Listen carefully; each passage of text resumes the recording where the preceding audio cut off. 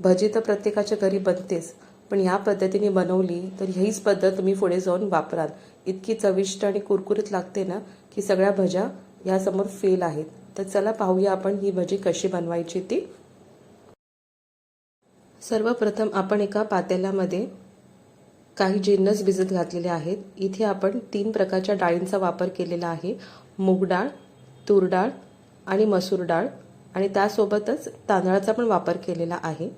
तर इथे आपण प्रमाण बघणार आहोत. 2 चमचे मूग डाळ, 2 चमचे तूर डाळ आणि 2 चमचे मसूर डाळ. त्याचसोबत 2 मोठे चमचे आपण तांदळाचा वापर केलेला आहे. तो स्वच्छ धुवून आपण 2 तास भिजत ठेवलेले होते.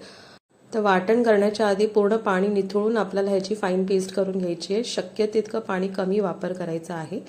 तर ह्या पद्धतीने इतकं बारीक आपल्याला वाटण करून घ्यायचं आहे. त्यामध्ये 2 चमचे आपल्याला बेसन पीठ टाकायचं आहे आणि पचायला हलकं जावं त्यासाठी आपण हिंग टाकलेला आहे. आता इथे आपण 2 मोठे कांदे, त्यासोबतच आलं लसूण आणि मिरची बारीक चिरून घेतलेली आहे आणि मूठभर कोथिंबीर बारीक चिरून टाकलेली आहे. चवीनुसार मीठ टाकलेलं आहे. चांगले अजून चव येण्यासाठी इथे 1 चमचा धणा जिरा पूड टाकलेली आहे, 1 चमचा लाल तिखट, आणि हे सगळं एकसाथ मिक्स करून घ्यायचं आहे. तुम्हाला हवं असेल तर या ठिकाणी ओवा पण टाकू शकता.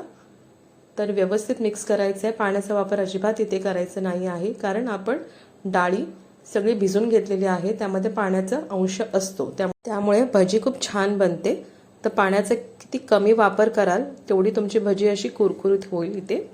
तर व्यवस्थित मिक्स करून घ्यायचं आहे बॅटर, आणि आपण बाजूला कढईमध्ये तेल गरम करत ठेवलेलं आहे. तुमच्या आवडीचा आकार इथे भजीला द्या आणि छान हाय फ्लेमवरती तळून घ्या.